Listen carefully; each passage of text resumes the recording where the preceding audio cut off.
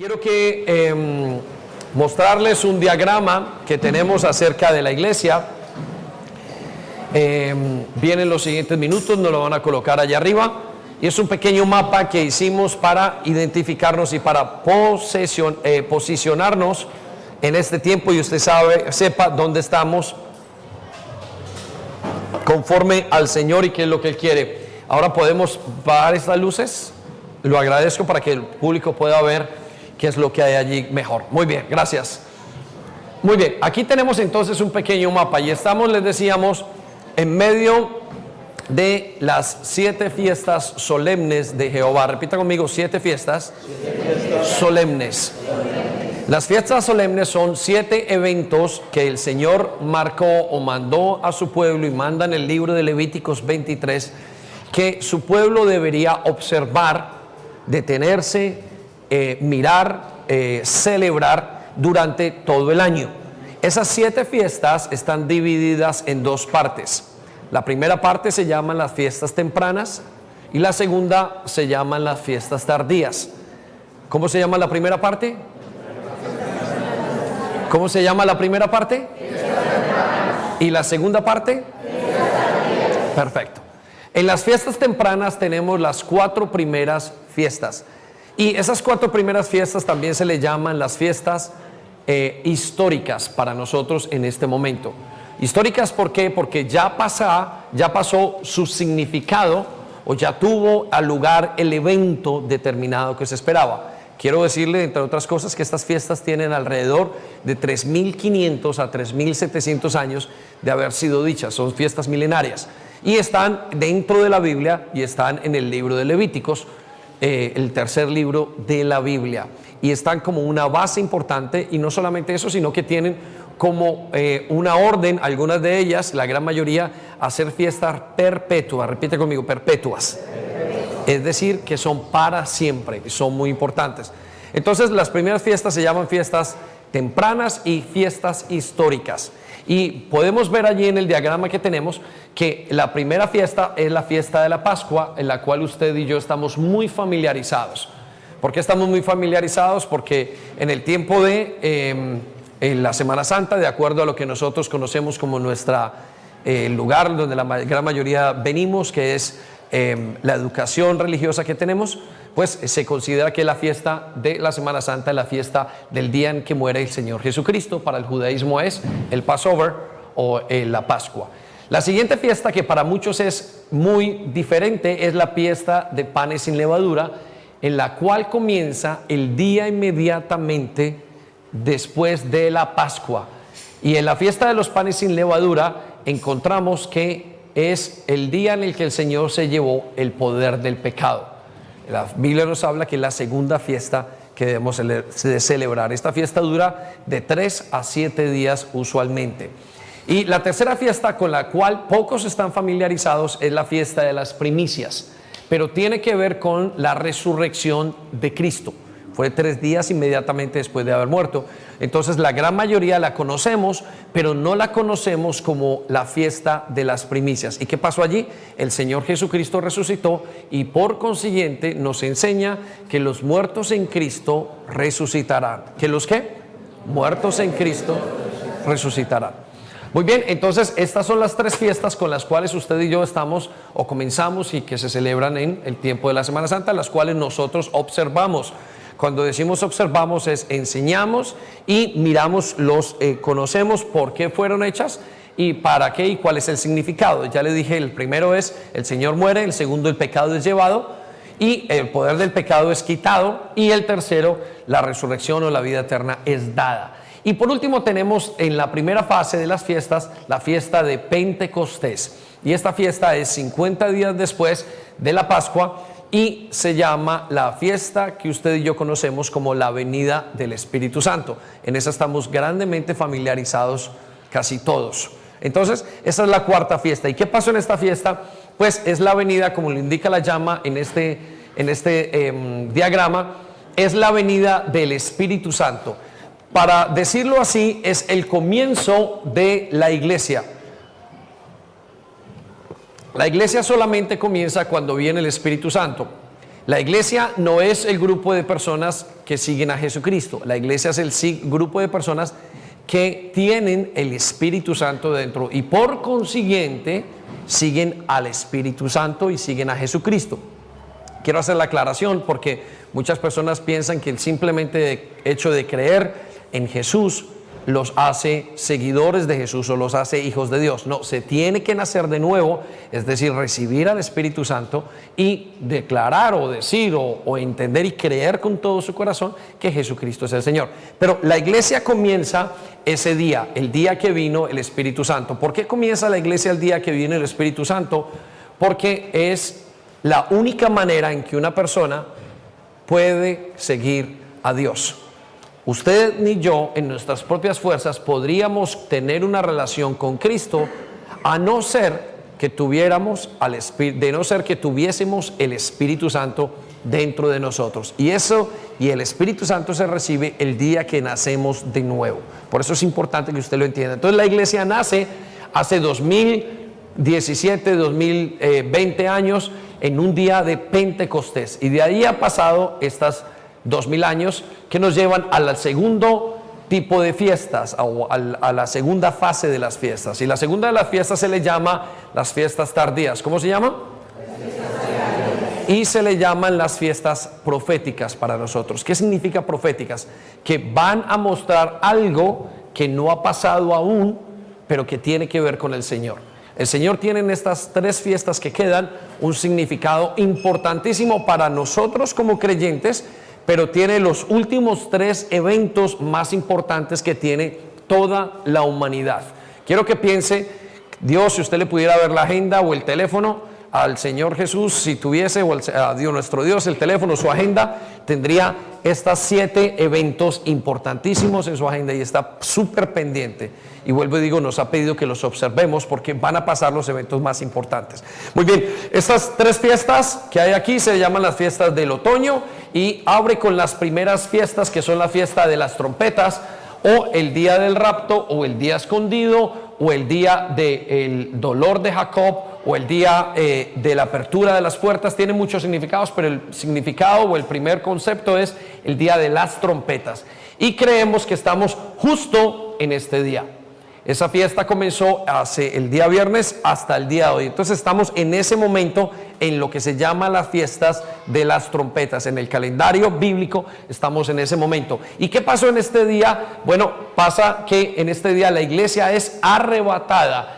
Para un momento como el día de hoy, toda la iglesia, aquellos que son creyentes y que tienen una relación con Jesucristo, han sido levantados a encontrarnos con Dios. La predicación está ahí, la enseñanza en nuestra página web y nuestra página de YouTube de la semana pasada. Lo pueden escuchar y pueden elaborar más sobre el mensaje que dimos en ese momento. Muy bien, la siguiente fiesta que esperamos viene el próximo domingo, comenzará el día del arrepentimiento y calcularíamos nosotros que es el día en el que volvería el Señor 7 años después, si hoy fuese su venida. Y por último tendremos 7 días después o 10 días después de esa fiesta, la fiesta de los tabernáculos, y durará 7 días en ese momento. Entonces, eso es lo que estamos y lo que se refiere a la segunda, al segundo tipo de fiestas de otoños o fiestas proféticas. Y como ya hablamos de la fiesta de las trompetas y qué pasa el día de hoy, el día domingo pasado, entonces ya no tenemos que hablar más de eso. Pero ahora quiero traerles 2 temas muy importantes, o un tema muy importante, y es enseñar qué pasa después de la fiesta de las trompetas. ¿Qué pasa después del arrebatamiento? Es muy claro que hasta ahora no ha pasado y puede pasar en el día de hoy, y si no, Dios nos está dando un año más y de año en año esperaremos al Señor. Le decía yo a Eduardo el día de hoy, él me decía, bueno, lo esperamos para este año, para el año entrante. Yo le decía que sí. Yo me gusta pensar a veces en qué voy a hacer dentro de los próximos 10 años, dónde me gustaría estar. Momentos los pienso y analizo ciertas cosas. Y esta mañana me levanté pensando y dije, no, ¿qué voy a hacer este año que me queda? Porque estamos muy cerca de esa venida. Estamos muy cerca. Todo indica, y cada vez que vemos los anuncios, las noticias, no sé si vio la última noticia, es que se acaba de firmar un pacto entre Israel y los países árabes como nunca se ha visto, y es un pacto que se le llamó el pacto abrahámico, y ese pacto habla acerca de la paz entre Jerusalén o entre Israel y los países árabes, la cual no se había visto antes. Entonces es una gran señal. Tenemos señales como el Estado de Israel, tenemos señales como lo que estamos pasando, la pandemia. El fin de semana pasado esta semana estuve leyendo acerca de los bosques que se están incendiando en Siberia, el norte de Rusia. Entonces creo que estamos muy cerca de ese momento. No solamente lo creo yo, sino que grandes teólogos de la cristiandad también creen lo mismo. Entonces podría ser este año, podría ser el año siguiente. Muy bien, ¿qué pasa entonces en la fiesta de las trompetas? Lo dijimos, pero la fiesta de las trompetas nos abre dos escenas para nosotros importantes, de las cuales el libro de Apocalipsis habla. Y el libro de Apocalipsis tiene por propósito explicar qué pasa durante o después de estas tres fiestas. Es exacto en explicar esas tres fiestas. Y una de las cosas que nos indica que se abren dos escenas en la esfera mundial o en la pantalla mundial, y las escenas son una en el cielo y otra en la tierra. De la tierra comenzará algo que se llama la gran tribulación. Repita conmigo: gran tribulación. Más fuerte, iglesia: gran tribulación. Muy bien, y lo que se llamaría como la angustia de Jacob. Eso es lo que va a haber en esa parte. Y entonces la Biblia nos habla de esos siguientes 7 años, de el momento en que se comienza la fiesta de las trompetas hasta el día del arrepentimiento. Entendemos que hay aproximadamente 7 años, y comenzarán en la tierra entonces los años de la gran tribulación. Pero hoy me quiero concentrar en la escena que pasará en el cielo. Y en el cielo observamos que pasarán 7 años importantes. Si usted tiene allí las definiciones, si quiere tomarle una foto, lo puede hacer. ¿Qué encontramos entonces en los cielos? ¿Qué va a pasar en los cielos después del arrebatamiento? Bueno, Apocalipsis capítulo 4, versículo 1, ya volvemos a esta escena y vamos a leer esto un momento. Versículo 1 al 2 nos dice: después de esto es el conteo de Juan, aquel que vio el Apocalipsis, aquella persona que le permitió ser revelado para que nosotros supiéramos qué iba a pasar en los últimos tiempos. Le dice: después de esto miré, y he aquí una puerta abierta en el cielo, y la primera voz que oí como de trompeta. ¿Recuerdan trompeta? ¿Lo recuerdan? ¿La fiesta de qué? ¿La fiesta de qué? De las trompetas. La primera voz que oí como de trompeta, hablando conmigo, dijo: sube acá y te mostraré las cosas que sucederán después de estas. ¿Después de qué? Después del arrebatamiento. Las cosas que sucederán después de la historia de la iglesia, las cosas que sucederán después de que nosotros vayamos a ser encontrados con el Señor en el momento más importante para nosotros. Nuestro momento más importante no es la segunda venida, nuestro momento más importante es el día de hoy, y cada vez cobra mucho más significado y más conciencia de que el momento más importante es el momento en que yo le pueda cantar esa canción que cantamos: yo quiero ver la cara de mi Creador, yo quiero ver la cara de aquel que primero me amó. Ese es el deseo de cada creyente: poder ver a su Salvador cara a cara, podernos encontrar con Él, observarle, ser observados por Él. La Biblia dice que ante ángeles se caían como muertos. De hecho, nos dice el apóstol Juan, cuando está comentando esto, que él sintió que se fue totalmente, como si se muriera. ¿Cómo será ese momento? Ese momento será un día como hoy, el día que veamos a nuestro Creador. Por eso es el momento más importante. Ahora, ¿qué pasa entonces? Dice aquí en el versículo 2: y al instante estaba yo en el Espíritu. ¿Dónde estaba? En el Espíritu. Él fue y Dios le permitió ir a ver ese momento, lo trajo. Dios tiene una de las características de Dios, es que Él puede hacer, es omnipotente y es omnipresente, puede estar en todas partes, y llevó a Juan en el Espíritu a que observara. Y ya vamos a hablar de lo que es eso. Eso es saber antes de que pasen las cosas.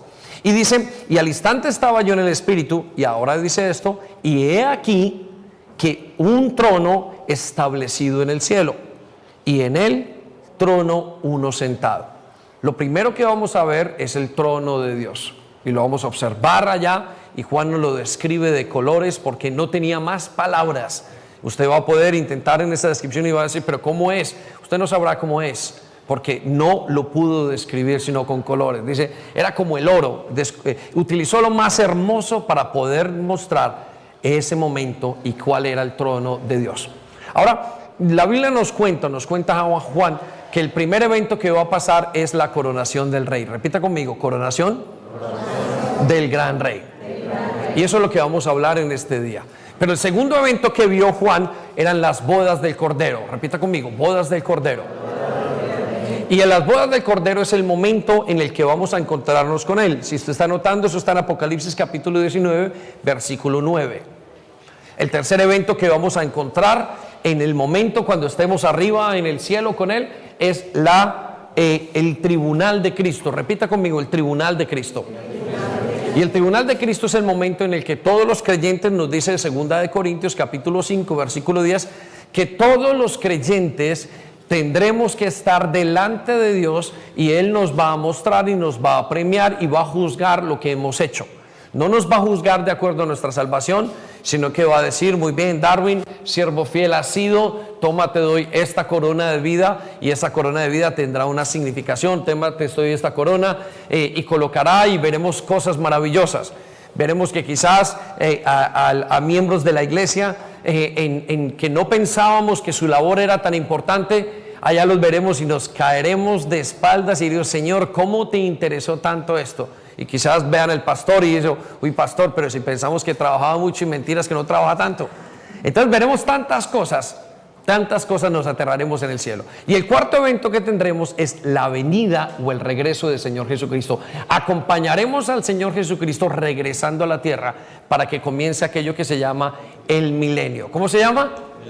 El milenio. Muy bien. Entonces, esos cuatro eventos son los más importantes que veremos o que nos dice la Biblia que veremos hasta ahora. Pueden haber más que el Señor no nos los haya dicho, pero estos son los cuatro que tenemos que tener. Entonces, un día como hoy, si Walter es arrebatado en este momento, tendría que estar en el cielo y en ese momento acompañado con el Señor y comenzaría todo esto. Pero lo primero sería la coronación de un rey. Y vamos a observar la primera coronación en vivo y en directo. Usted no fue a la coronación de la reina y esto no se comparará con ninguna de estas cosas. Pero vamos a ver a nuestro Señor ser coronado rey. Vamos a observarle a Él, aquel que hemos esperado, y ser observado como rey. Ahora, la pregunta que nos queda para muchos de los que están aquí es, ¿por qué necesitamos un rey? ¿Por qué el Señor es coronado rey en nuestras vidas? Y la primera razón, le voy a dar 4 razones importantes y quiero que vaya conmigo. La primera razón la encontramos en el Salmo 8, capítulo 4. Y la primera razón es porque el hombre es incapaz o está inhabilitado para gobernar. Repita conmigo, está inhabilitado para gobernar. En pocas palabras, vamos a ver al rey porque el hombre no es capaz de reinar. Le robaron la corona al ser humano. La Biblia nos habla de que el ser humano fue hecho un poquito menor que Dios y que fue dado o le fue entregado algo que se llama poder para gobernar. Por eso es que nosotros observamos que la única raza que hace cualquier cosa, que crea que es capaz de hacer un avión y volar con ellos, que es capaz de salir de la luna, no son los pájaros, no son los peces, ¿sí? Son los seres humanos. El ser humano tiene una capacidad única, tiene una capacidad genérica de hacer cosas los cuales nadie ha podido hacer. Malamente nos comparan y nos han metido una mentira, sobre todo a nuestros jóvenes, que venimos de un chimpancé. Pero usted todavía no ha visto un chimpancé haciendo un teléfono celular smart, ¿no? ¿Cierto que no? Todavía usted no ha visto un burro manejando. Hemos visto algunos que manejan como burros, pero no un burro manejando. ¿Estamos? Entonces, la Biblia nos dice que el ser humano le fue dado capacidad para gobernar. y fue dada por Dios. Y usted reconocerá que tiene una inteligencia en potencia. Ese es el ser humano. Y podemos ver entonces el Salmo 8 que dice: ¿qué son los simples mortales para que pienses en ellos? Note lo que analiza, y nos tiene que ayudar este momento a analizar lo mismo a nosotros. ¿Qué son los simples mortales para que pienses en ellos? ¿Qué son los seres humanos para que de ellos te ocupes? Sin embargo, versículo 5, los hiciste un poco menor que Dios. ¿Cómo los hizo? Y sometiste todas las cosas bajo su autoridad. Por eso el hombre es el único ser creado sobre la tierra que va y saca de una mina oro, que va y saca de una mina esmeraldas. Lo dejó para reinar en todas las partes que pueda haber. El único que hace un mercado de animales, vende carne y la tira y se la come. El único que hace un mercado de árboles. Usted no ve un animalito, un ratón haciendo y vendiendo y trayendo. Lo único que hace eso es el ser humano. Somos una especie única y Dios nos creó de esa manera, pero nos creó con la razón de ser, de que fuéramos reyes, que fuéramos administradores de la tierra y de todo lo que en ella había. Y por eso usted tiene capacidades de administrar y de influenciar a otros. Por eso aquí hay muchos que son negociantes, hay muchos que son líderes. Todo eso nos lo dio Dios y es parte del reinado que Dios nos dio a nosotros. Ahora escuche lo que dice: y puso todas las cosas bajo su autoridad. Versículo 7 nos dice: los rebaños, las manadas y todos los animales salvajes. Versículo 8 nos dice: las aves del cielo, los peces del mar y todo lo que nada por las corrientes oceánicas. Versículo 9 nos dice: oh Señor nuestro Dios, tu majestuoso nombre llena la tierra. El salmista estaba simplemente llegando a una análisis. El ser humano le fue dado todas las cosas y es capaz de hacer todo. Y ustedes me lo han escuchado en varias predicaciones, que el ser humano tiene una tenacidad dada por Dios. ¿Qué significa eso? Una capacidad de seguir adelante. Le cortan un brazo y sigue, le cortan el otro y sigue, le cortan la pierna, la otra pierna, y es capaz de moverse a llegar a la meta. Esa capacidad que ustedes y yo tenemos es dada por Dios. Sin embargo, el ser humano perdió ese reinado. Repita conmigo: perdió ese reinado. Y ese reinado lo perdió en Adán y en Eva cuando pecaron. De tal manera que Adán y Eva, al pecar, al perder ese reinado, porque perdieron la comunión con Dios, entonces cayeron en maldición. Y por consiguiente usted y yo somos nacidos de maldición. Por eso es que un niño de 5 años hoy puede mentir sin ningún problema, hoy y siempre. Por eso es que un niño de 6 o 7 años nadie le enseñó a robar y el niño ya se acostumbró a coger las cosas. El hombre nace, y nos dice la palabra de Dios, desde su juventud malo. Eso es lo que dice la palabra de Dios. De tal manera entonces que Dios se arrepiente de haber hecho el hombre y pierde el hombre aquella capacidad de reinar. Y es lo que nos pasa a muchos de nosotros. Cuando venimos al Señor Jesucristo, ni siquiera somos capaces de gobernar nuestras vidas. Pasa como les decía en la reunión anterior con el primer paso de los alcohólicos anónimos. ¿Sabe cuál es? Bueno, yo sé cuál es. Dice: nuestras vidas, lo primero que un alcohólico o un adicto tiene que entender es que su vida se ha vuelto ingobernable. Y eso es para los que somos pecados, adictos a los pecados, que somos todos. Tenemos que entender que no podemos gobernar nuestra vida. La segunda lección de Alcohólicos Anónimos es: mi vida tiene que ser gobernada por un ser superior. ¿Estamos? Y esos son los dos pasos. Quiero decirles, by the way, como se dice, que Alcohólicos Anónimos fue hecho por 2 pastores cristianos, ¿sí? Que sacaron, de acuerdo a la Biblia, pudieron sacar mucha gente.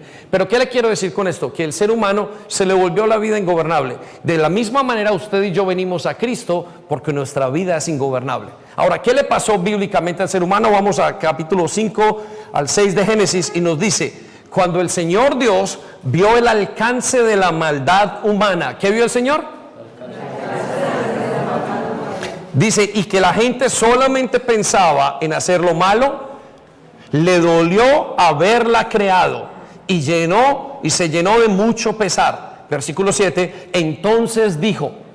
Escuchen, ¿no le ha pasado, hagamos una pausa, no le ha pasado a usted que tiene una tendencia a hacer lo malo? que si lo dejan solo y nadie le pone cuidado, ¿usted haría cualquier cosa?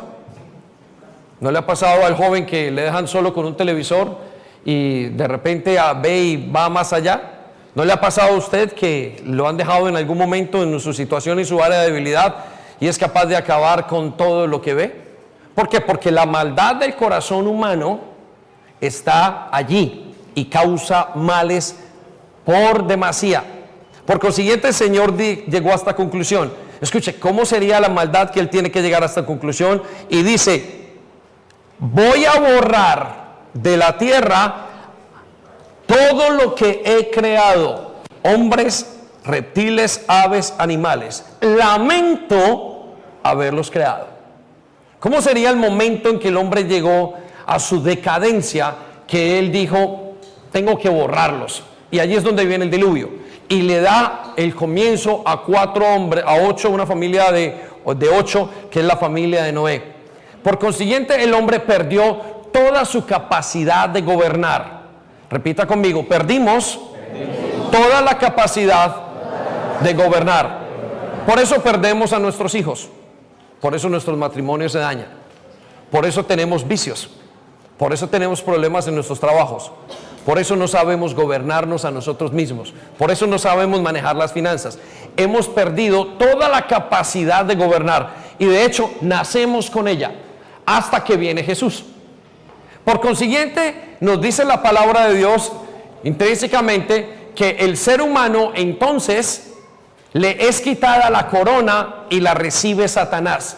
Satanás se vuelve, o Lucifer, el príncipe de este mundo. Repita conmigo: el príncipe de este mundo.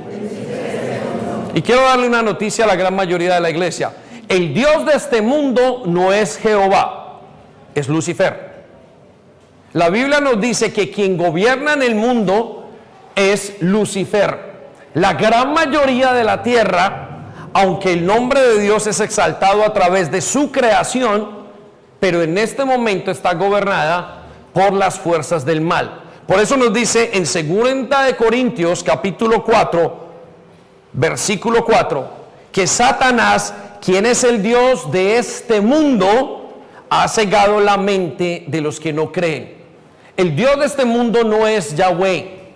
Yahweh está afuera esperando. Él no está en este momento haciendo y ejerciendo su fuerza. ¿De dónde sacó el Dios de este mundo ese poder? ¿O quién le asignó a el Dios de este mundo esa capacidad? Se la asignó el ser humano. En el momento en que el ser humano no quiso ejecutar su autoridad y ejercitarla, Satanás vino y le quitó todo lo que tenía.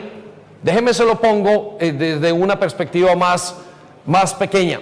Cuando un papá no ejerce autoridad sobre sus hijos, viene alguien y se lo lleva. ¿Estamos? Cuando una persona no ejerce autoridad sobre su propia vida, vienen las drogas y se lo lleva.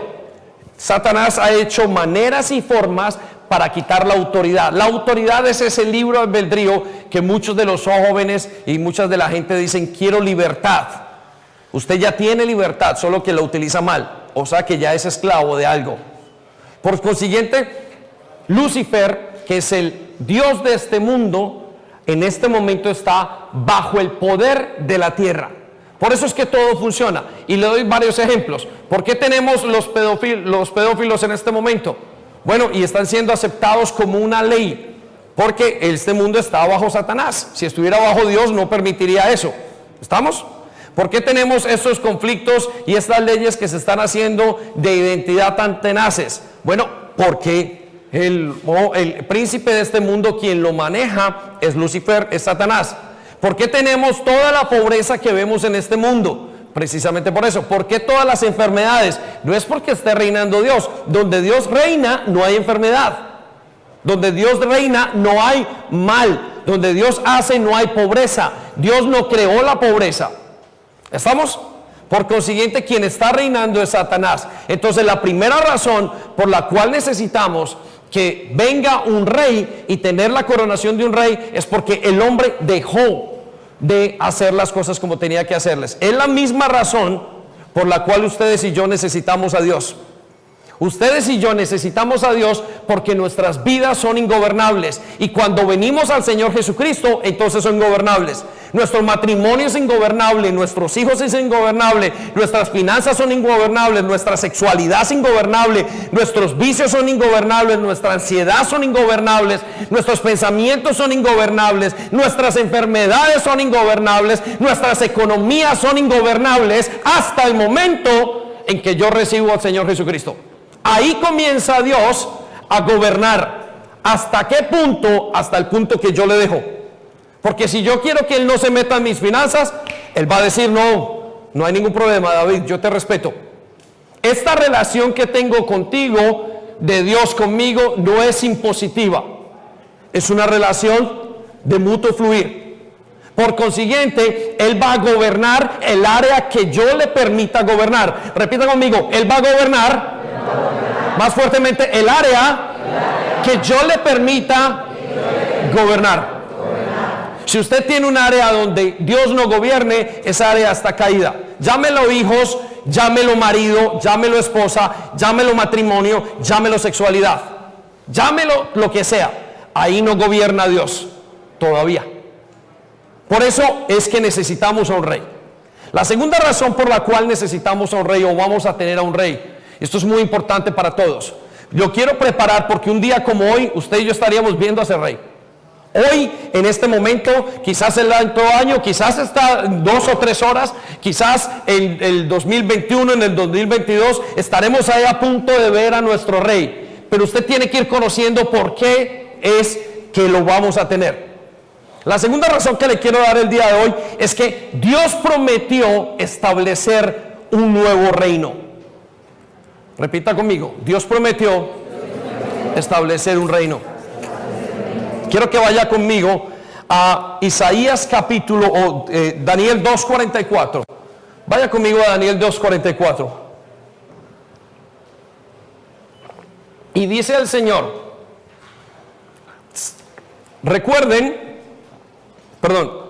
sin embargo, en esos días el Dios del cielo enviará a un rey para que reine para siempre y al que nadie podrá vencer.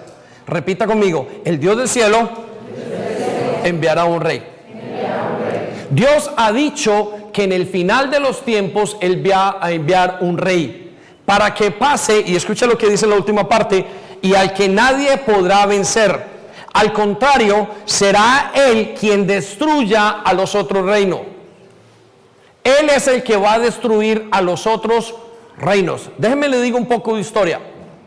Toda la vida, y de como se ha dicho desde que el ser humano está aquí, han pasado de reinos a reinos. El primer reino era el reino adámico, vencido por Satanás. Y Satanás ha comenzado a darle el reino a otros. Y hemos visto muchísimas culturas y muchos reinos pasar. Todos esos reinos pasarán, mas su palabra no va a pasar. ¿Recuerdan a los egipcios? ¿Dónde están los egipcios en este momento? Siendo el reino que marcó la cultura de la época. Vemos que son 3 o 4 piedras y un barrio sucio. Vemos a los griegos quienes marcaron toda la ciencia y la tecnología o la ciencia de la época. Marcaron hasta el día de hoy, somos influenciados en la ciencia, en la política, en la manera de ver las cosas por los griegos. ¿Dónde están los griegos? Un pequeño lugar que hace 2 o 3 años tuvo que sacarlo de la comunidad económica porque estaba totalmente quebrado. Vamos a uno de los reinos más grandes, el reino romano, que atravesó todo el globo terráqueo. ¿Qué es Roma hoy? Iglesia, ¿qué es Italia? Sino una montaña de ruinas. ¿Quiere pensar en otros reinos? ¿El reino inglés? ¿El imperio del sol naciente? ¿Dónde estamos hoy? Todos los reinos pasarán. Todos sus planes pasarán. Quizás usted hoy se acuesta en la noche y dice, yo voy a estudiar tal carrera. Quizás usted diga, yo voy a tener tanto dinero. Quizás usted diga, yo voy a hacer tantas cosas. Todo eso va a pasar. Lo único que quedará es lo que Dios diga. Por eso siempre que pedimos al Señor que nos diga el futuro, le decimos, Señor, lo que tú digas, porque lo nuestro va a quedar. Allá quedaron sus sueños de juventud, allá quedaron sus noviazgos cuando dijeron que habían prometido cielo, tierra y mar. Allá quedaron todos los trabajos, allá quedaron el 31 de diciembre, todas aquellas cosas que usted dijo que iba a hacer en el futuro. Allá quedaron las dietas, allá quedaron los eventos, allá quedaron todos los proyectos, porque Dios no dijo sobre esos proyectos. Mas lo que Dios dice, eso no pasará. Por eso todos los imperios van a pasar. Y Él dice que cuando llegue su imperio, nunca nadie más va a poner otro sobre Él, porque es un imperio sempiterno o eterno. Repita conmigo, es un imperio eterno. Y si vamos al libro de Isaías, capítulo 46, versículo 9, observaremos una cualidad de Dios. Y escucha esta cualidad, porque es muy importante entenderla a la hora de comprender los tiempos que vienen. Escucha lo que dice. Recuerden todo lo que ha pasado desde los tiempos antiguos. Yo soy Dios y no hay otro Dios. Yo soy Dios y no hay nadie igual a mí. Versículo 10. Y yo anuncio desde el principio lo que va a pasar al final. Él anunció que va a venir otro reino. Por consiguiente, usted puede estar seguro que ese reino no va a pasar. Quizás usted ponga y se sienta, y lo he visto con muchos miembros de la congregación, dice, no, yo soy inglés. Y se sienten muy fuertes porque son ingleses. Este reino pasará. Otros son muy patrióticos y me dicen, yo soy muy colombiano. Y yo por dentro me río y digo, esto también pasará. Y Dios nos dice, ustedes pertenecen a un reino sempiterno. Ese no pasará. Lo que nos une no es nuestra nacionalidad, y lo que nos une no es el lenguaje. Lo que nos une es la nacionalidad que tienen los hijos de Dios, y esa es la nacionalidad del cielo. Amén. ¿Puede aplaudirle, Señor, con toda gloria?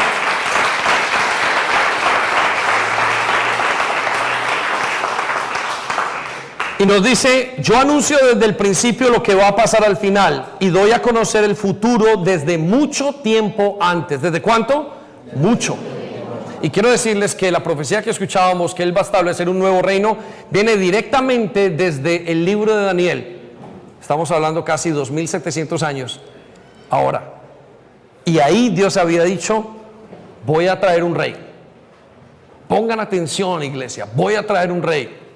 ¿Se acuerdan la historia de los 3 reyes magos? Y les he dicho muchas veces que no eran 3 reyes magos, eran 300, y que no se llamaban Melchor, Gaspar y Baltasar, y que ni siquiera eran reyes magos, sino que eran sabios de Oriente, gente que conocía las señales, que conocía la palabra de Dios y que continuamente estaban observando para mirar cuándo venía ese rey. Está basado en el libro de Daniel. Y lo que estaban haciendo era esperar que viniera esa promesa, y por eso se les llamó sabios de Oriente, mal traducido al español como reyes magos. Eran sabios de Oriente, y eran sabios y eran muchos, y cuando vinieron ante el nuevo rey que venía, de tal manera que el rey de la época, que era Herodes, se turbó tanto porque conocía la profecía de que algún día vendría ese rey y nacería, y que cuando naciera ese rey venía a colocar o a establecer su reino, y no quedaría nada, y no vendría otro reino sobre él. Por eso él dice en otra de las versiones, durante el gobierno de estos reyes, de estos que estamos hablando ahora, el Dios del cielo establecerá un reino que jamás será destruido ni dominado por ninguna otra nación, sino que acabará por completo con todos los reinos y durará para siempre. Y tembló Herodes por lo que había dicho. ¿Sabe una cosa? Usted y yo tenemos un pequeño reino en nuestros corazones. Usted y yo tenemos un reinito interno. ¿Cuál es su reino? ¿Sabe que ese reinito que tenemos tiene que ser dejado? Hay algunos que dicen, yo soy un profesional. Hay otros que dicen su ego. Hay otros que dicen, yo he alcanzado esto, yo soy inteligente. Hay otros que dicen, yo soy bonita, yo soy bonito, yo soy bien parecido. Y todos tienen un reinito. Todos tenemos. Ese reinito no va a pasar. Su reinito económico tampoco va a quedar, pero el reino de Dios vendrá a ponerse sobre él, a no ser que usted le pida a ese Señor que establezca su reino en sus corazones. ¿Recuerda la oración del Padre Nuestro antes de formar la iglesia? Les dijo, lo que ustedes tienen que tener en mente es lo que dice el Padre Nuestro. El Padre Nuestro no está lejos de lo que es. Señor, venga tu reino. ¿Lo recuerda? ¿Y qué le está diciendo? Cambia el reino que yo tengo en mí por el reino tuyo. Por eso el Dios del cielo prometió que iba a traer un reino y que lo iba a establecer. Ese reino, se confundieron muchos y pensaron que ese reino iba a ser puesto ese día. El mismo Pedro lo dice, Señor, pero pensamos que tú ibas a venir a gobernar y a quitar a la fuerza lo que las demás personas creían.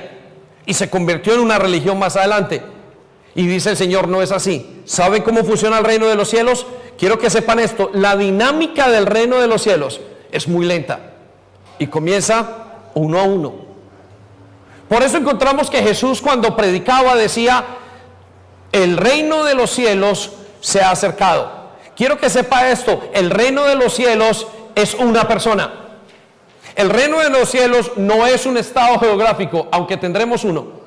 El reino de los cielos no es una moneda y un estado económico, aunque seremos coherederos con Cristo. El reino de los cielos no es un estado con leyes, aunque tenemos leyes. El reino de los cielos es una persona, es el Señor Jesucristo. Por eso muchos se confunden con la dinámica del reino de los cielos. Y la dinámica del reino de los cielos tiene una lentitud, pero una efectividad única. No viene por imposición como en el tiempo de la persecución a judíos y a cristianos en la Inquisición. Viene por una rendición del libre albedrío. Cuando Yahweh a través de Jesucristo toca los corazones y toca la puerta, ese reino no se impone, sino que se pide a la persona y dice, ¿me quieres recibir? ¿Quieres hacer las paces conmigo? Y si esa persona decide que sí, el reino de los cielos ha llegado a esa persona.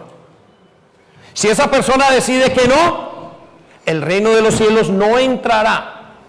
Él dice, donde no te acepten, sal a la puerta, sacude tus sandalias y llévate tu paz de allí. ¿Por qué? Porque ese rey no se impone. Por eso la religión se impone, como en la Inquisición. Y no tiene ningún efecto. ¿Por qué? Porque se impone ante la parte de afuera, ante los esquemas, ante lo que pretendemos ser. Sin embargo, la relación con Dios es una decisión. La relación con Dios no es una imposición. En el momento en que la relación con Dios es una imposición, se vuelve una religión y la persona trabaja hacia afuera. Por eso el religioso es lo que ven afuera. Pero aquella persona que tiene una relación con Jesucristo está cambiada de adentro hacia afuera.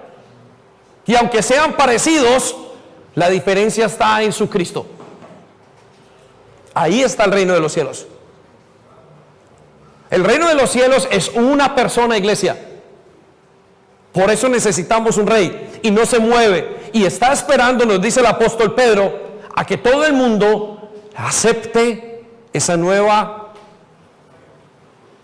decisión, esa nueva oportunidad que tiene. Y hacemos la pregunta, ¿ha aceptado usted la nueva oportunidad que tiene en Cristo Jesús? ¿Está el reino de los cielos en su vida y es capaz usted de decir, yo con todo mi corazón creo en el Señor Jesucristo? ¿Es eso algo que hay en usted o hay una religión por fuera? Porque entonces no ha vino la religión.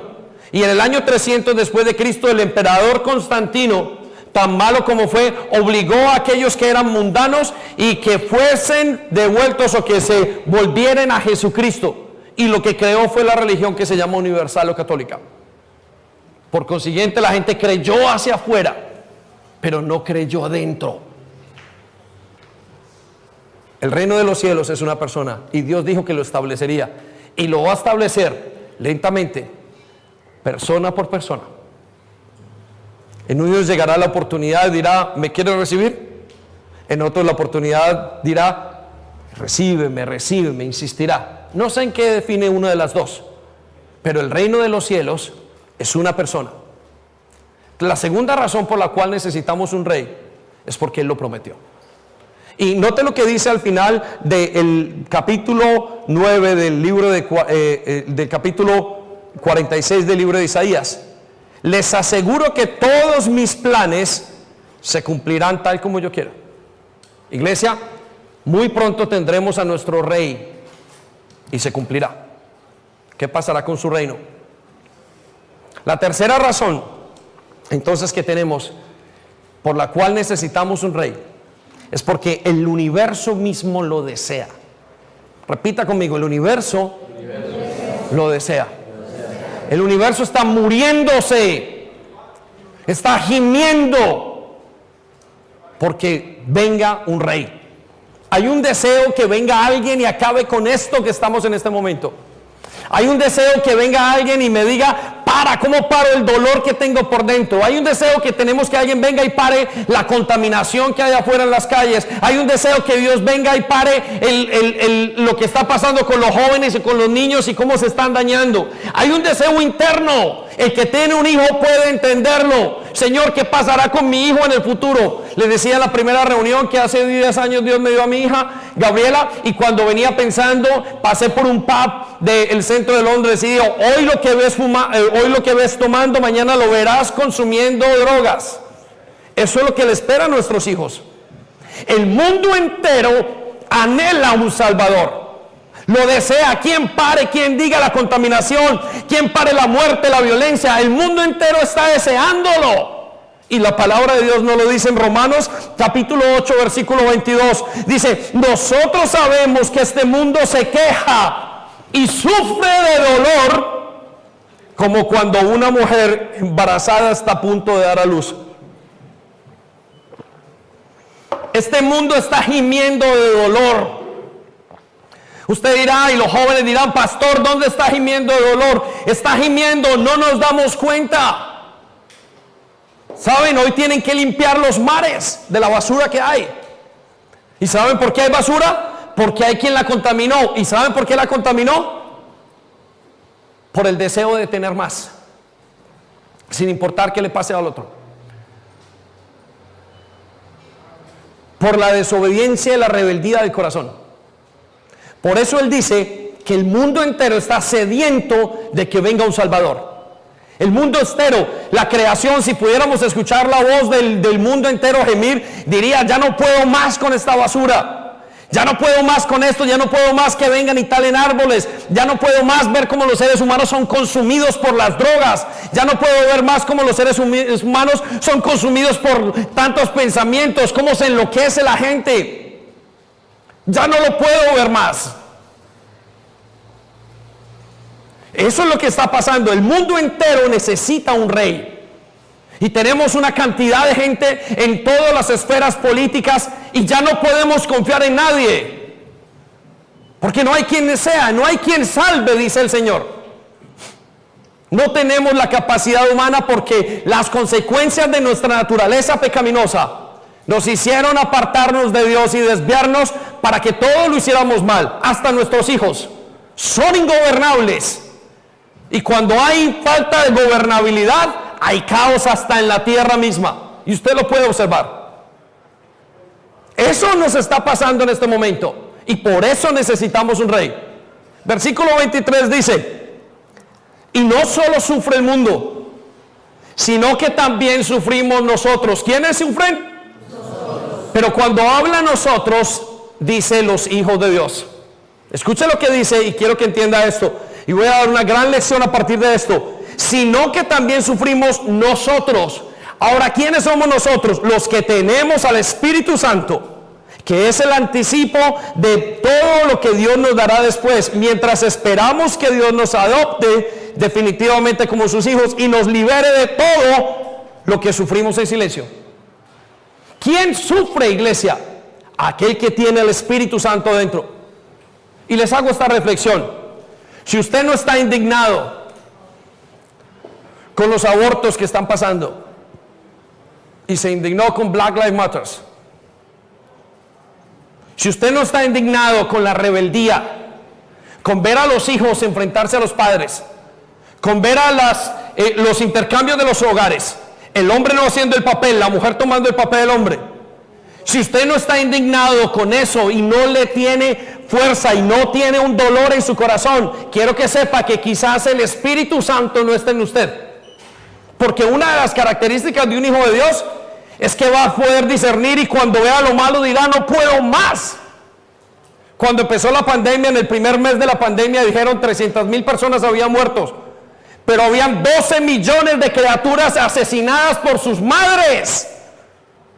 Ya no por un virus, por sus propias mamás, que metieron agujas, que metieron sierras por dentro y aspiradoras para sacar a esos hijos. Si usted no lo piensa y si usted no sufre por eso, quiero decirle que el Espíritu Santo no está en usted. Por eso usted no gime. Cuando vemos nuestros hijos y lo que pasa, y vemos la gente que se pierde, y cómo es fácil y cómo es fácil de ver cómo la gente ya no hay bueno, no hay malo. ¿Ha notado usted que ya no hay una cosa polarizada, ya no hay una cosa buena y una cosa mala? Todo sirve. De hecho, lo malo en este momento es lo que es bueno. Estando en Portugal vi parejas de 18 años, niñas besándose en lugares públicos, como si fueran una pareja que llevara 50 años. Y yo no lo veo acá, porque aquí yo me veo en mi perspectiva de casa. Vuelvo a casa, vuelvo al trabajo, vuelvo a la iglesia. Pero cuando salgo y veo eso, digo: Señor, ¿dónde estamos? ¿Dónde va a estar mi hija el año que viene, dentro de 10 años? Pero si a usted no le parece grave y ya le parece normal, es que no puede que no tenga el Espíritu Santo. Pero aquel a cuya persona es movida por dentro, gime: Señor, necesito a alguien que venga y pare esto. Tanto que ver a un par de jóvenes besándose fue lo mejor que pudimos ver. En mi época, cuando veían dos jóvenes en la calle besándose en el parque, decían: un momento, esto no es para hacerlo en público, por favor, y respeten a la gente que hay. Ahora hay que coger una persona de esas y dice: esto es lo correcto, porque lo que vemos es lo contrario. El mundo necesita un Salvador. Necesitamos un rey que venga y pare y ponga su mano y diga: acabo con todo esto. Los grandes líderes mundiales no lo pueden hacer, los gobiernos no lo pueden hacer. Por consiguiente, Dios tiene que traer un Salvador. En algún momento de nuestras vidas Dios tiene que venir y decir: no más, para todo. Y a partir de que se pare todo, coloco una nueva ley. Y Él dice: colocaré la ley en sus corazones. Por eso ustedes y yo, al tener el reino de los cielos en nuestros corazones, podemos hoy parar la ley y decir: ha sido escrita una nueva forma de vivir en nuestros corazones, y ya no robamos o ya no intentamos robar. Por eso el mundo entero necesita un rey, necesita un Salvador. La Biblia nos dice que la coronación que veremos un día como hoy, en el libro de Apocalipsis capítulo 5 versículo 1, nos dice: y en ese momento noté que el que estaba sentado, que era Dios en el trono, tenía en la mano derecha un pergamino.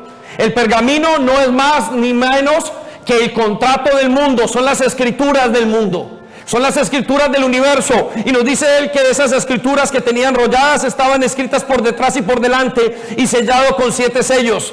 Versículo 2 dice: y en aquel mismo instante un ángel poderoso preguntó con voz fuerte: ¿quién es digno de abrir, recibir, efectuar, ejecutar? ¿Quién es digno de tomar este contrato y decir: yo lo ejecuto el día de hoy? ¿Quién es digno de seguir esta tarea tan grande el día de hoy? Estaba preguntando el ángel: ¿quién es digno de tomar este papel y hacer lo que es correcto y ponerle fin a todas estas cosas? Escuche lo que dice: de abrir el pergamino y cerrar y romper sus sellos. Versículo 3: pero nadie, ni en el cielo, ni en la tierra, ni debajo de la tierra, podría abrirlo. Nadie en el cielo, ni en la tierra, ni debajo de la tierra podría abrirlo. Juan nos está diciendo que no había nadie. Y los jóvenes dirán: ponga ya una estrella de rock. Ya no hay rock. Ponga una estrella de reggaetón. Ellos sí pueden, porque son sus ídolos. Los adultos dirán: pongan una estrella de cine. Los niños dirán: pongan a su papá. Y usted y yo diremos: Señor, ¿por qué no cojo yo eso? Yo sí soy un berraco. Pero por dentro nos redarguirá el corazón y diremos: Señor, no soy digno, no soy quien para coger ni siquiera mirar el contrato de esta tierra. Señor, no tengo ninguna autoridad para asumir ese papel. Mire la respuesta del apóstol Juan, versículo siguiente: no pude contener el dolor que me embargó ante la desgracia de que no hubiera nadie en el mundo entero, en el universo, nadie digno de revelarnos el contenido del pergamino, y rompí a llorar. No había nadie, y en ese nadie está usted y soy yo. El Señor dice: no había nadie, ni usted ni yo podíamos estar allí ni mirar ese libro y decir: Señor, si tú me das la oportunidad yo lo hago. Y Él dice: no había nadie, no habrá nadie. El mundo entero está esperando un Salvador, y eso es lo que estamos anunciándolo. Pero es un Salvador que viene de una manera diferente a lo que usted piensa, porque tiene que entrar desde su corazón hacia afuera, y usted tiene que abrirle las puertas. Pero no hay nadie que pueda asumir ese papel. Lo que nos lleva a la tercera razón por la cual necesitamos un Salvador. Escuche la tercera o la cuarta razón: porque no hay otro que pueda asumir ese papel más que el Señor Jesucristo. Él no pudo encontrar a nadie, y no encontraremos a nadie. Usted podrá colocar como su rey a su marido, a su esposo, a sus hijos, su dinero. Usted se mirará al espejo y se colocará usted mismo. Usted colocará como ese rey en su vida al menor de su familia. Colocará a su mamá, colocará todo su trabajo, colocará su vocación, colocará su ministerio. Coloque lo que quiera y nada podrá suplir esa necesidad que usted tiene de un rey. Solo el Señor Jesucristo puede salvar, y solo el Señor Jesucristo puede dar la finalidad a la vida del ser humano que necesita. Aunque intenten cualquier cosa, aunque intenten con la pornografía, aunque intenten con las drogas, aunque intenten con la comida, aunque intenten con el trabajo, aunque intenten con las novelas, aunque intenten con sus propios placeres y deseos internos, nadie podrá suplir lo que el Señor Jesucristo puede suplir en la vida de un ser humano, porque es el único reino que no será jamás dejado. Por esa, la cuarta razón es que es el Señor Jesucristo quien tiene que estar en ese trono. La Biblia nos dice en Apocalipsis capítulo 5, versículo 5: pero uno de los ancianos en esa coronación, que será como un día como hoy, me dijo: no llores. Quiero que sepa que cuando entremos encontraremos un gran silencio, y cuando escuchemos a ese ángel cantar o gritar a todo el mundo: ¿dónde está el digno?, Él nos lo va a decir. Y vamos a ser parados por un ángel, y nos va a entrar una tristeza profunda.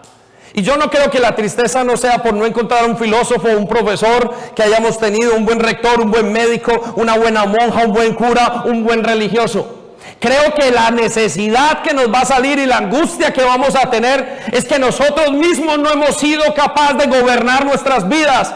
Nos sentiremos indignos delante de Él. Yo no creo que Juan estuviera pensando, a no ser que tuviera un panorama de la vida tan amplio como el mismo Señor Jesús. Pero la convicción que vamos a tener, vamos a decir: Señor, yo sí soy putrefacto, ni siquiera puedo hacer eso. Yo necesito un corazón nuevo, el corazón de Jesucristo. El Señor Jesucristo es el reino, el Señor Jesucristo es el Rey. Y eso es lo que nos plantea Dios todos los días de nuestra vida. Y por eso venimos a una iglesia, para que ese reino entre en nuestros corazones y comience a cambiarnos de adentro hacia afuera. Pero solamente pasará cuando yo admita la ayuda del Señor Jesucristo, no cuando admita la obligación del Señor Jesucristo. ¿Saben? La entrada al puerto, al cielo, no es, vuelvo y les digo, una puerta de madera, una puerta de oro, una puerta de plata. No es una puerta de mármol. La entrada al reino de los cielos es una persona, y se llama el Señor Jesucristo. Y cuando una persona entiende eso, es capaz de dar hasta su vida por Él. Y por eso su cambio es radical, porque entendió que Él era su Salvador. Por eso nos dice que el ángel que estaba allí, uno de los ancianos, le dijo a Juan: no llores más. Hay una alternativa. La única alternativa. Existe la alternativa. Allí está el león de la tribu de Judá, la raíz de David, que con su victoria ha demostrado ser digno. Está hablando del Señor Jesucristo. Y dice: y de romper los 7 sellos del pergamino y de desenrollarlo. Estaba diciendo en pocas palabras: el que ves ahí, que se llama Jesucristo, ese puede coger el contrato y decir: esto pasa, puede ejecutarlo, porque Él es digno de hacerlo. Porque Él tiene no la capacidad física, pero porque fue digno y santo delante de Dios. Y a través de lo que dice, de lo que hizo, muchos serán justificados en el futuro. Y le pareció bien y se alegró. Isaías 53. Por eso su llamado y mi llamado al día de hoy es de parte del Señor Jesucristo. Esta fiesta es un llamado de parte misma de Él, donde nos dice: vuélvasen a mí. Joven, deje el que peca su camino. El que roba, deje de robar. El que consume pornografía, deje de consumirla. El que miente, deje de mentir. El que anhela sus deseos principales o sus deseos personales, deje los deseos y vuélvasen a mí. Ese es el mensaje que escuchamos el día de hoy. Escuchen lo que dice en el relato del cielo. Y Él es digno de romper y desenrollarlos. Versículo 6. Entonces miré, y del medio del trono de los 4 seres vivientes de los ancianos, escuchen lo que vio. Estaba un cordero de pie. Note que no vio un gran guerrero. ¿Lo puede observar? No vio un hombre con gafas, como en la moda nos dice. No vio una mujer haciendo y saltando y perreando. No vio una situación, un hombre lleno de dinero. No vio un hombre parqueado en un BMW. ¿Qué vio? Vio un cordero. Vio un cordero. Un sacrificio por nosotros. Lo que Dios vio, lo que vio Juan en ese momento era un cordero. No vio nada, no vio finanzas. Vio un cordero, vio un sacrificio y lo reconoció.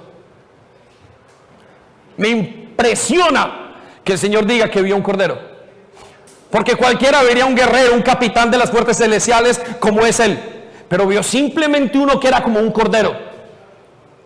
¿Sabe lo que era el cordero? El cordero era el sacrificio del animal que se traía delante de Dios y decía: Señor, yo no puedo, sálvame, límpiame, perdóname, límpiame, no puedo más, mi vida es ingobernable, por favor, límpiame. Aquí está el cordero y lo único que puedo hacer es poner mi mano sobre él, y mi pecado era transmitido sobre ese cordero, y al ser transmitido sobre ese cordero, los pecados eran perdonados. ¿Lo puede observar? ¿Lo puede observar? Es un cordero el que vio. Usted no necesita más sino un cordero. Necesita aceptar lo que ese cordero hizo. Eso es lo que el Señor nos dice el día de hoy. El reino de los cielos es una persona. Es la persona de Jesucristo. Eso es el reino de los cielos para nosotros. Y el llamado es que nos volvamos a Él. ¿Ha dejado de estar usted entrar el reino de los cielos en su vida? ¿Ha aceptado usted el sacrificio de Jesús? Escuche lo que dice: y estaba un cordero de pie, en el que eran visibles las heridas que le causaron la muerte. No era visible las casas que tenía, no era visible los puestos que había ocupado, no era visible la ropa que tenía, no era visible el peinado que tenía, no era visible la comida que comía. Lo que era visible eran las heridas que tenía. Eso fue lo que vio Juan. Era visible las heridas. Juan reconoció: por sus heridas y por sus llagas yo he sido sanado. Es decir, todo lo malo que yo hice se lo pusieron al Señor Jesucristo para que Él lo recibiera por mí. Eso fue lo que vio Juan. Vio las heridas. No vio cuánto me puedes bendecir esta noche. No vio que pereza ir a la iglesia. No vio el templo. No vio que pereza leer. No vio que pereza. No vio el sexo. No vio el deseo de tener dinero. No vio la rebeldía. Vio el dolor de Cristo por llevar mis heridas. ¿Lo puede ver o no lo puede ver? Yo lo estoy viendo claramente hoy. Eso fue lo que vio Juan, y lo vio tan claro, dijo, ahí están las heridas de mi Salvador. Y cuando lo reconoció, porque Juan había estado con él, dijo, las heridas que le causaron la muerte. Y tenía 7 espíritus, 7 cuernos, 7 ojos, que representan los espíritus de Dios. Cuando dijo, ese era un hombre tremendo, era un hombre único. Vio al Señor Jesucristo. La cuarta razón es que solamente el Señor Jesucristo puede traer ese reino y puede asumir ese lugar. Los Estados Unidos hablan de la oficina mayor y de colocar al hombre más importante del mundo como el presidente de los Estados Unidos. Pero el hombre, el ser más grande del mundo, se tendrá que sentar en ese trono. Y la Biblia nos dice que es el Señor Jesucristo. Pero hay otra cosa más importante. El rey más grande del mundo se tendrá que sentar en el trono de su corazón y en el mío. Y eso es lo que lo hará importante. Y eso es lo que lo hace importante. A veces estamos pensando en cómo salen las cosas. Y Él dice, yo quiero es el trono de tu corazón.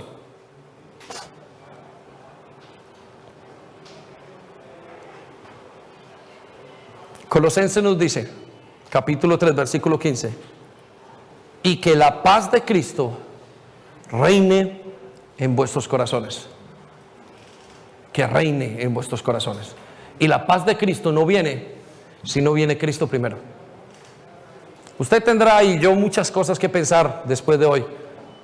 Y yo pienso, y el año pasado les decía, me gusta pensar en años y años, en 10 años, en 15. Se cumplan o no se cumplan. Pero este año dije, Señor, voy a pensar en un año, porque quizás tú vienes pronto. ¿Saben para qué es esta fiesta? Para que usted y yo recordemos que Él viene. Nosotros le colocamos parafernalia, pero las fiestas fueron tan diseñadas para saber que necesitamos un Salvador. Y ese es el llamado que Dios nos hace hoy. Quiero invitarle a que se ponga en pie e invitarle a la banda que venga también.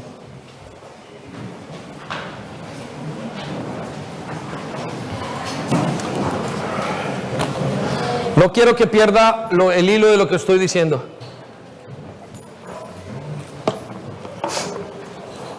Quiero que sepa cómo terminó la coronación o cómo va a terminar la coronación de nuestro Dios. Mientras que el grupo de alabanza va subiendo. Y le voy a enseñar esto, permítame, o le voy a leer, porque Él mismo lo va a enseñar a cada uno de nosotros. Un día como hoy usted y yo seremos levantados si hemos aceptado el reino de los cielos en nuestro corazón. Y les dije que el reino de los cielos es una persona. Su camino es la comunión con Él. Ni siquiera su camino es pecar o dejar de pecar. Su camino es mi día a día con Él. Su ley es lo que Él escribe en mi corazón y en su corazón. Y está escrito allí. Pero escuche, yo voy a terminar de decir qué fue lo que pasó en el cielo, mientras que vamos los que estamos allí. Versículo 7 del libro de Apocalipsis, capítulo 5. Y el Cordero se acercó y recibió el rollo de la mano derecha del que estaba sentado en el trono. En ese momento se acerca el mismo Señor Jesucristo, el Cordero. Vuelvo, y esa imagen de que es un Cordero se me viene a mi mente. Señor, perdóname, porque siempre o quizás he visto, y no sé por qué hoy observo que no era un hombre fuerte, era un Cordero. Aunque Él es fuerte, esa imagen tiene que cambiar en mi vida. Y se acercó el Cordero, el sacrificio, y recibió el rollo de la mano derecha del que estaba sentado en el trono. Al hacerlo, los 4 seres vivientes y los 24 ancianos se postraron ante Él con arpas y copas de oro llenas de incienso. ¿Puede observar? Utilice su mente. La ha utilizado para tantas cosas que no son, ahora utilícela para la palabra de Dios. Vuelvo y le repito, cierre sus ojos un momento y utilice su mente en lo correcto. Y el Cordero se acercó y recibió el rollo de la mano derecha del que estaba sentado en el trono. Y al hacerlo, los 4 seres vivientes y los 24 ancianos se postraron ante Él con arpas, con copas de oro llenas de incienso, que son oraciones del pueblo santo. Note, no se ven llenas de oro, llenas de oraciones. Que mi copa sea de oración para ti, Señor. Que yo pueda presentarte copas de oración. Que mis oraciones lleguen a ti, Señor. Que las oraciones de este pueblo lleguen a ti. Y dedicaron al Cordero este nuevo canto. Le adoraron. Cuando lleguemos a ese momento vamos a verle. Y vamos a entrar completamente callados a ese lugar. Y vamos a escuchar a los 4 seres vivientes cantando y dedicándole una canción. Y la canción dice así: eres digno de recibir el pergamino. Eres digno de asumir el papel más importante del universo. Eres digno de firmar y tomar el contrato y ejecutarlo. Eres digno de ser rey. Eres digno de ser salvador. Eres digno de ser Señor sobre toda la tierra. Eres digno de todo lo que hay. Eres digno y de romper sus sellos. Y note lo que dice: porque fuiste sacrificado con tu sangre. Compraste para Dios un pueblo entre todos los linajes, los pueblos, las lenguas y las naciones. Está hablando de nosotros. Y trajiste un pueblo de gente de Ecuador, de Colombia, de Perú, de Chile, de todos los países, de España, de Inglaterra, de Venezuela. Y trajiste gente de todas partes a ser mi pueblo. Y así formaste un reino de sacerdotes que sirven a nuestro Dios y reinarán sobre la tierra. El versículo 11 nos dice: entonces escuché el canto de millones y millones de ángeles que rodeaban el trono. Va a ser el momento más sublime que hayamos podido escuchar. Millares y millones de ángeles y de criaturas reunidos observando al único Rey y Señor, al Señor Jesucristo, al único Cordero. Y cantaban esto a gran voz: el Cordero que fue sacrificado es digno de recibir el poder, es digno. ¿Cómo no te vamos a querer ver? Es digno de recibir las riquezas, la sabiduría, la fortaleza, la honra, la gloria y la alabanza. Y todas las criaturas, escuchen, todas las criaturas del cielo, de la tierra, debajo de la tierra y del mar, exclamaron, todos lo verán, que alabanza, la honra, la gloria y el poder, el reconocimiento sean por siempre para aquel que está sentado en el trono y para el Cordero.